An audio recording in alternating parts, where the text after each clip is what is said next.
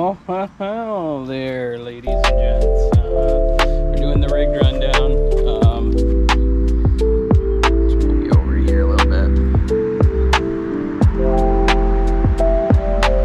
Good enough. So I already recorded this once. It was way too long. I babbled for too long, and also I didn't realize with the wide shot how close I had to get to the lens. So a lot of details were missing. So we're gonna refilm. We're gonna make it quick. Rig rundown. Here it is. Most important part of the rig rundown is your coffee. So that takes priority. Whoa. Swallow before you talk here. This is what I bring on a daily basis. This is the Megabass Levante. Graphite rod, F2 as you can see. So this is like a light, borders medium light. The weight range, I don't know if that'll be able to pick up, but it's 1/16 ounce to, 3/8 ounce. 4 to 10 pound line, very versatile. This goes, you can go light gear or you can go power BFS on this if you want. I choose light and ultralight. We get the Gekabesian from Daiwa. This is, it looks like not a whole lot of line, but it's a little bit deeper than most BFS reels. It's narrower but deeper. So they recommend 50 meters of line on there, which is about what I have. This is more reserved for open water and bass fishing. That's what I use it for anyhow. Solid. I mean, the craftsmanship on the Megabass stuff is just phenomenal. Those wraps are just superb. Nice little purple and silver accents. They've got the little cheat code for lining up your guides in the two-piece. Definitely hands down one of the best graphite rods I've ever owned. It feels like a $400 rod and it's priced at $200, so you can't beat that. I'm all about saving money, getting the best bang for your buck. I don't mind spending a little bit more if I gain a lot of functionality. Route 4 traffic. Hey, we get the clips where we can. I'm working this weekend, so that's why I got the work truck, but all this goes in the personal vehicle as well. Next is the creek and stream setup. This is more trout geared. This is an ultralight. It's got more of a moderate bend. It's a glass rod. It's the Major Craft Fine Tail Works tune. Give you the stats there. I know they get these funky writings, they're kind of hard to read, but basically it's a 4'10" rod. Lure range is 1.5 to 8 grams, 2 to 6 pound line. So obviously this is a step down as far as lure range goes. It's an ultralight, whereas this is light, borders medium light.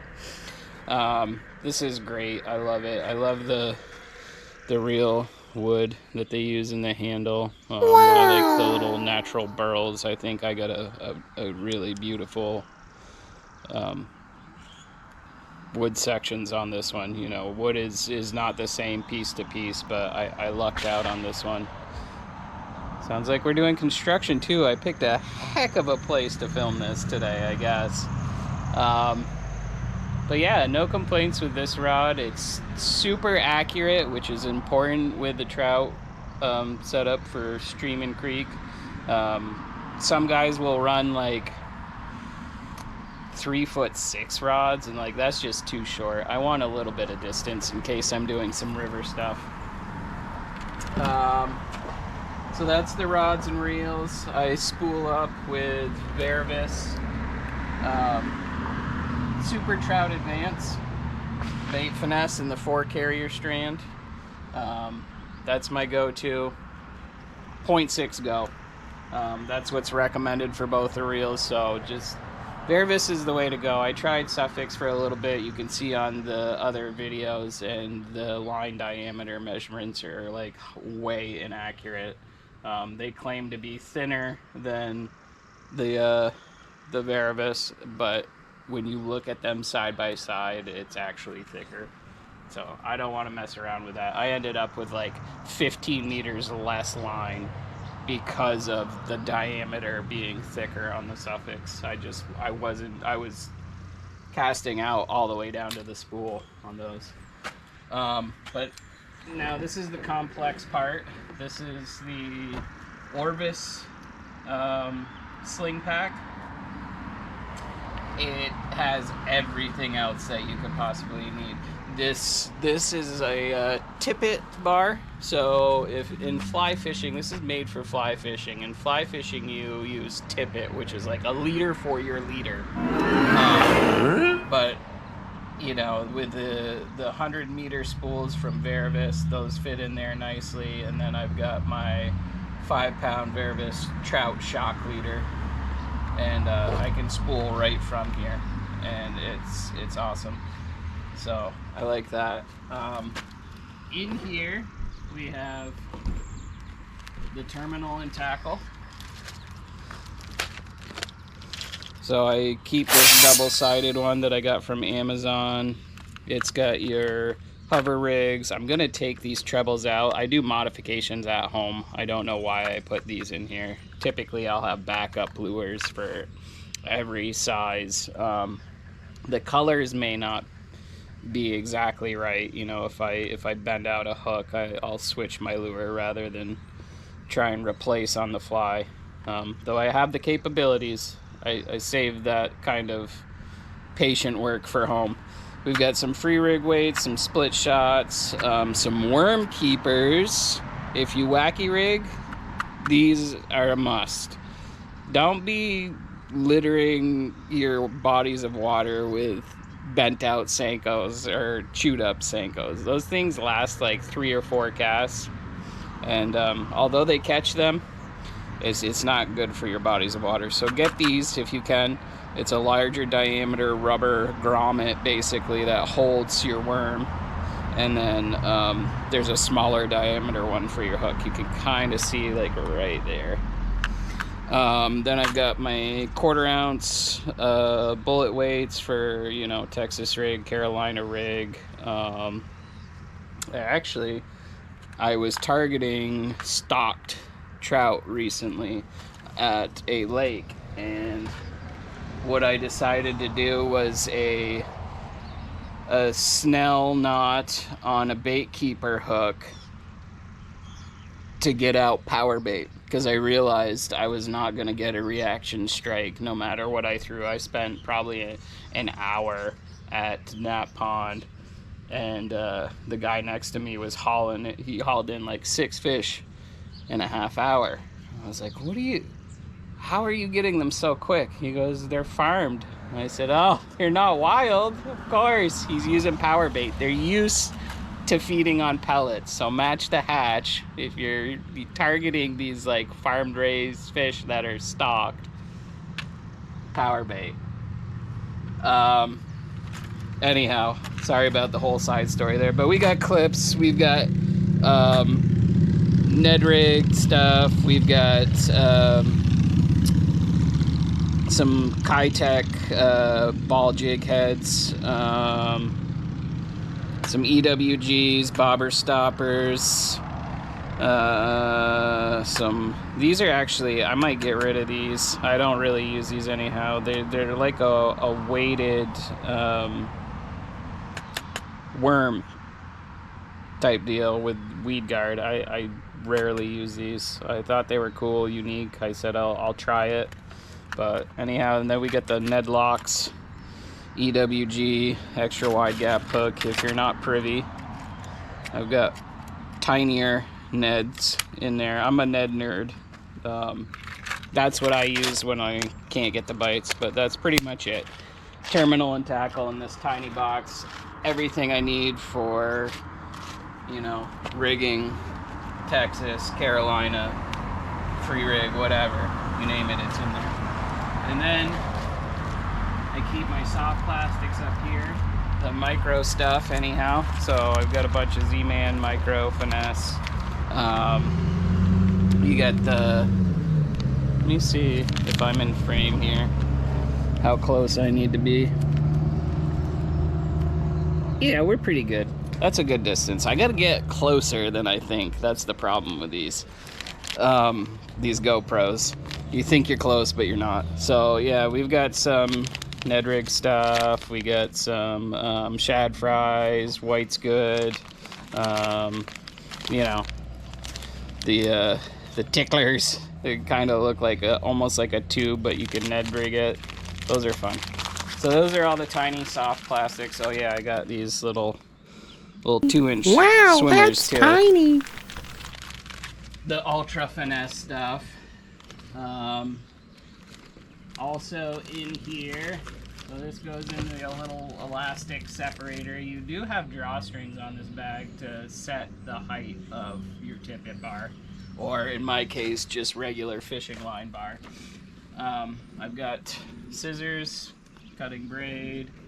I've got a knife with replaceable braids. Like I said, I am ready to swap out some hooks if I need to, but I typically don't do that on the fly. And I know I'm going through this a little fast, and I seem a little frantic, but GoPro's at like 40%. And as I say that, the GoPro, I don't know, I'm gonna have to check into this, but so yeah.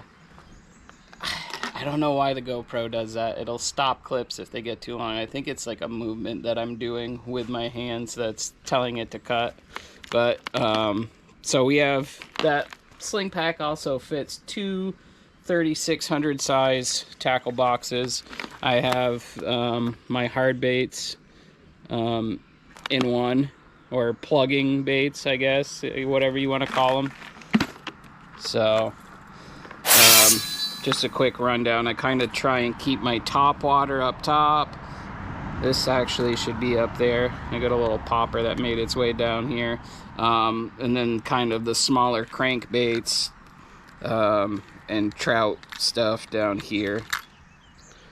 These hooks, they like to hang up on the dividers. But anyhow, this was a really good buy. I know when Plano came out with the Edge, everybody was all about it, and it is nice.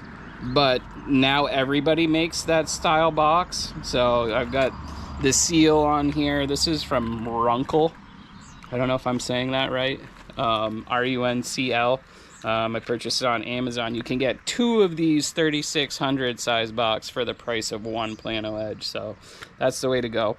And it has the moisture wicking, corrosion resistant diddly bob. But again, I've got some glides, some slow sinking glides, some Megabass Siglets, topwater, a frog that I'd never use. And then we've got kind of shallow runner stuff. And then the deep diver stuff goes in the middle. And the larger minnows I just put up front because they're big and they need more space. The Vision 110 Junior, Vision 110 Junior Plus. I've got a Rapala tied in there, mixed up with these Megabass lures, which I'll have to go through this at some point, it looks like. Karashi IGX is awesome. I love the Karashi. I need to replace the last one that I lost, but this one has a tighter action. That's basically the only difference, and it's got an inline single hook on the back. So if you're familiar with the Karashi, it's a fish catcher. And then we've got the trout, the great hunting trout geared minnow flat side. I love the colors on this, and the action is superb. So that's hard baits. The other box is my jigging and rigging. So everything in here basically requires a trailer of some sort. So I've got my bigger swim jigs up here, some spinners, a couple chatters, micro chatter, and then we get into, I like the Bitsy Bug. the Strike King Bitsy Bug for traditional jigs. They come with weed guards, you know, they come in all sorts of colors, but they're right in that like 1/8 to 1/4 ounce range, which is perfect for bait finesse. I need to re-up on my marabous. I only have a 1/16 ounce. I like to carry a couple 1/16 and a couple quarters, depending on river current, how deep it is, yada yada. And these are fun. These are pre-rigged. I found these on Amazon. They're pre-rigged tubes. Wow, Like that's the tiny. size of the tip of my finger. My only concern with these is that it looks like it's brass, so it'll probably bend out a little bit. And at 1/16 ounce, I'm at the lower range of my casting capabilities with my current setup. So I may, in the future, get an extra ultralight or something that will go down to 1/32 ounce. Because with rods, when you talk about lure rating size, really, you want to be in the middle of that. You don't want to put something too heavy because you'll snap it, and then you get like 0 distance on the light stuff. This Major Craft says it'll go down to 1.5 grams.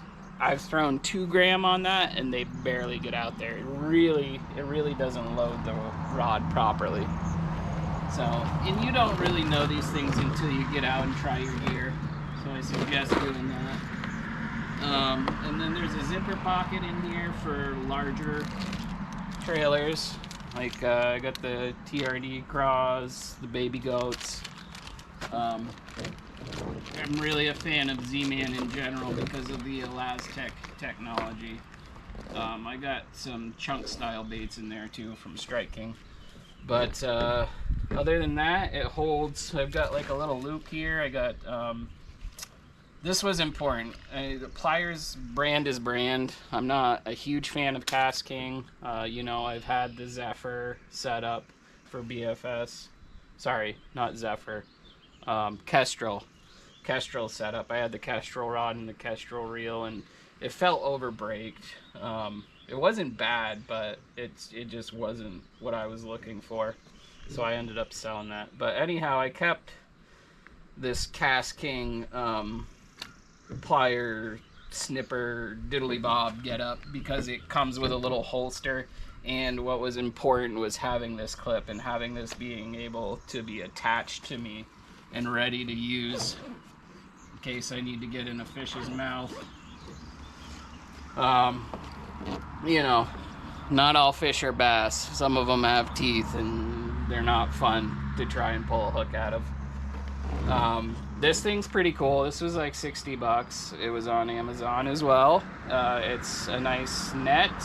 I like the rubber because it doesn't grab like the traditional mesh nets. Those usually you get your trebles and single hooks snagged in those all the time. But even beyond that, Sunshine Fishing is the brand, SF, and they've got their logos up here. But this is the fun part. Super strong magnet, stays on my back while I'm fishing. It's right there when I need it. I pull it off, and I don't have to really mess around trying to get that magnet to hook back because like it's pretty strong. You can get within a few inches and it just grabs it. So there's that. Again, the Orvis bag has everything I need. That all is in a sling pack. So this is super compact with being able to carry a lot. And that like really encompasses BFS for me. Is like the light line and the light gear started it, but for me it just changed my whole outlook. I'm not bringing 4 or 5 rods every time.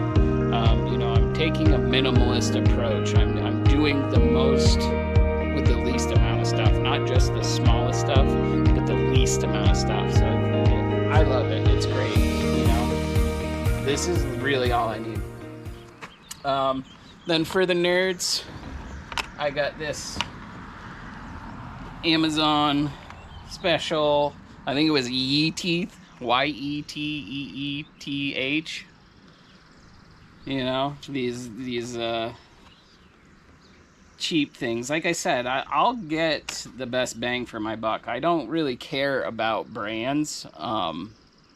The price just has to be justified, and I want the most bang for my buck. So this, you know, even with the Runkle, like, I'm not going for the Plano because Runkle makes the same thing, exactly the same. And I like the clasp better on the Runkles than I do on the Planos. So sometimes you can get better quality in a non-brand name or these aftermarket things. But anyhow, this is soft foam. I keep all the GoPro stuff. GoPro goes right here. The stand that I am filming on right now goes right there. I've got wireless mics that I'm gonna have to find a way to adapt to this GoPro because the USB-C transmitter is a little too bulky. It doesn't stay in on this one. But I got battery charger. I've got hard drives, Samsung T9, 1 terabytes. We've got lanyards for the wireless mics, clips for the wireless mics, windscreens for the wireless mics. I've got a battery in here that needs to be charged, another battery that's fully charged on backup for when the one in the camera that I'm using right now dies. And then the chest mount. Oh, and I'm missing my USB-C cable. Usually I took my USB-C cable for transferring to the laptop underneath there, but I must have used that. Oh, I actually definitely did use that. And this floats, so that's a plus too. Usually this stays in the car anyhow, but you know, if I'm hiking in somewhere and it's gonna be a long day on the water, that'll come with me. You know, just chilling on the bank or whatever. And I think that's it.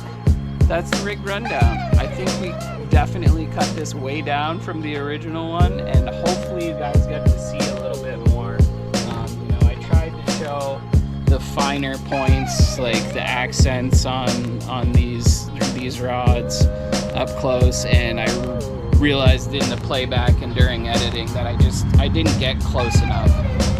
Also, the JDM rods, for whatever reason, don't come with hook keepers, so I found these. I think it was 4 for $12, $10, something like that.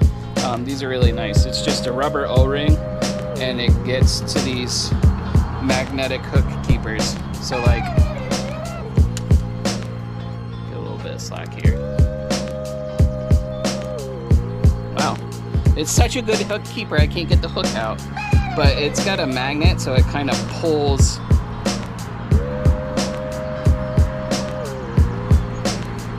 No, not good enough. Anyhow, I'm trying to show you, but yeah, it's magnetized. So even if your hook slips out of the guide, like I'm not even really in the opening for the hook, it'll still be held, which is nice. So you can afford to have a little bit of knock around in your vehicle or whatever, and you won't be pulling trebles out of your car seats or your truck bed. I don't know. That's it though. I hope you enjoyed it. I hope it was informative, and until the next one, toss the tiny stuff, catch the big stuff. Hey, dopes. Out!